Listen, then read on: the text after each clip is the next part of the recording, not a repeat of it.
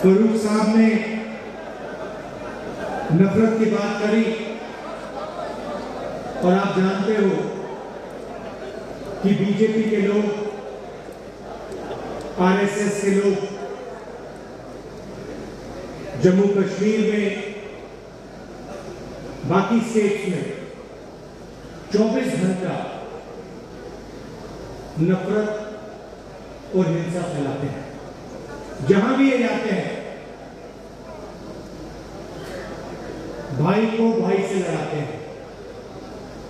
जम्मू कश्मीर में, उत्तर प्रदेश में, बिहार में, मणिपुर में, पूरे देश में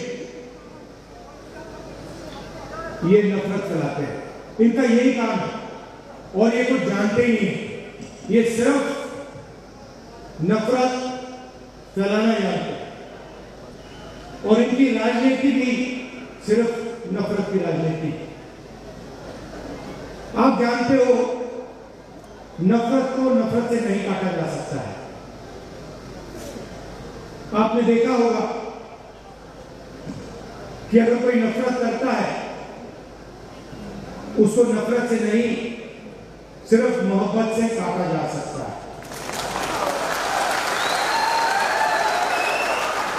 और इसीलिए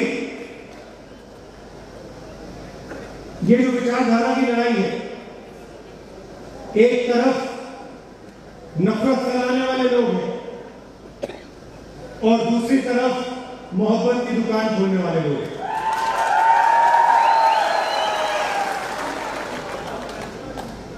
कन्याकुमारी से कश्मीर तक हम चले, उसके बाद मणिपुर से महाराष्ट्र चले और एक ही मैसेज था कि नफरत से किसी को फायदा नहीं होता है। नफरत के बाजार में, हर स्टेट में हमने मोहब्बत की दुकान खोली। और आपने देखा होगा जो पहले नरेंद्र मोदी थे, 56 इंच की छाती वाले,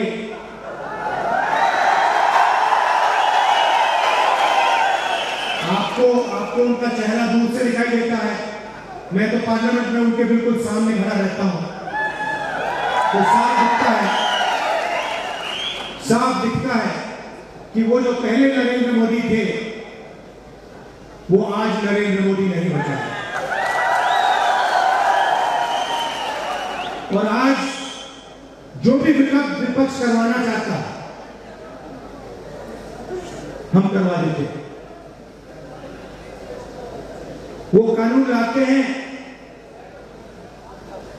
हम उनके सामने खड़े हो जाते हैं, वो कानून पास नहीं करते हैं, नया कानून लाते हैं। तो जो कॉन्फिडेंस इनकी थी पहले,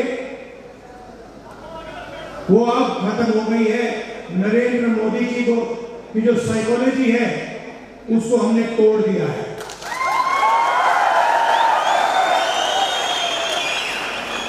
वो तो उनके चेहरे पर साफ दिखता है कि जो पहले नरेंद्र मोदी थे वो नहीं रहे।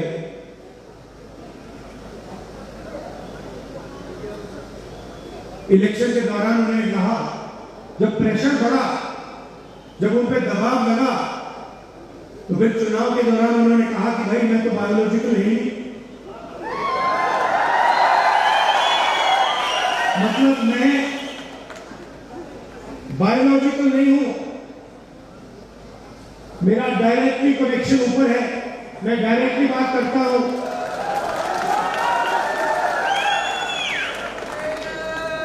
तो साइकोलॉजिकल प्रेशर इस स्टेटमेंट से दिखता है कि इंडिया गठबंधन ने नरेंद्र मोदी को हमेशा के लिए साइकोलॉजिकली तोड़ दिया, खत्म कर दिया। और हमने नफरत से नहीं किया, वो नफरत फैलाते हैं, हमने मोहब्बत से, बिना नफरत के नफरत को हराने का काम किया। आप देखिए हिंदुस्तान में यूनियन टेरिटरी को स्टेट में बदला गया है। बहुत बार हुआ है, यूनियन टेरिटरी को स्टेट बनाया गया है। स्टेट के दो भाग भी किए गए हैं। एक स्टेट को बांटा गया, आंध्र और तेलंगाना में, मध्य प्रदेश में से छत्तीसगढ़ निकाला गया, झारखंड बिहार में से बनाया गया। मगर पहली बार हिंदुस्तान के इतिहास में पहली बार स्टेट को यूनियन टेरिटरी यहां बनाया गया।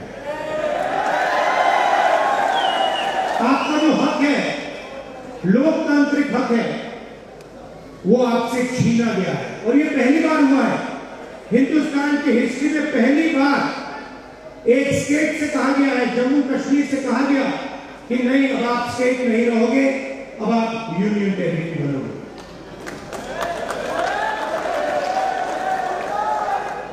इसीलिए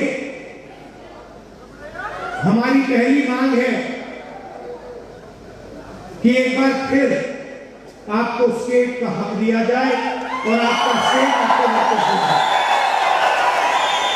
और हम इन पे दबाव डालेंगे, प्रेशर डालेंगे और इनसे ये काम करवाएंगे। और अगर ये काम नहीं करेंगे तो फिर ये काम हम करके आपको दिखाएंगे।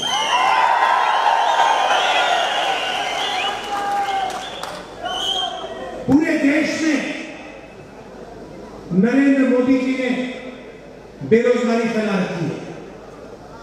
2-3 अरबपतियों को ये पूरा का पूरा फायदा देते हैं। भाइयों और बहनों, 25 सबसे बड़े अरबपतियों का इन्होंने 16 लाख करोड़ रुपए कर्जा माफ किया है। आप सोचिए, 16 लाख करोड़ रुपए अदानी अंबानी जैसे लोगों का इन्होंने कर्जा माफ किया। नोटबंदी लागू की, गलत जीएसटी लागू किया और जो देश को रोजगार देते थे, जो छोटे बिजनेस वाले थे, स्मॉल और मीडियम बिजनेस वाले थे, स्मॉल और मीडियम इंडस्ट्री थी, उनको सबको इन्होंने खत्म कर दिया। नतीजा यह है कि हिंदुस्तान में कहीं भी रोजगार नहीं मिल पा रहा है। तो यही हालत यहां जम्मू कश्मीर में है। अगर जम्मू कश्मीर का युवा रोजगार चाहता है तो नरेंद्र मोदी जी की सरकार रोजगार नहीं दे पाती है, ये सच्चाई है। और जो आपका था पहले, जो आपकी सरकार डिसीजन लेती थी, आपके हित में जो डिसीजन लेती थी, आपके भविष्य को सोचकर जो डिसीजन लेती थी, आज बाहर के लोग निर्णय लेते हैं। आपकी सरकार को चलाने में आपकी आवाज ही नहीं। आपकी सरकार दिल्ली से चलती है, ऑर्डर दिल्ली से आता है। हम चाहते हैं कि आपकी सरकार जम्मू और कश्मीर से चले।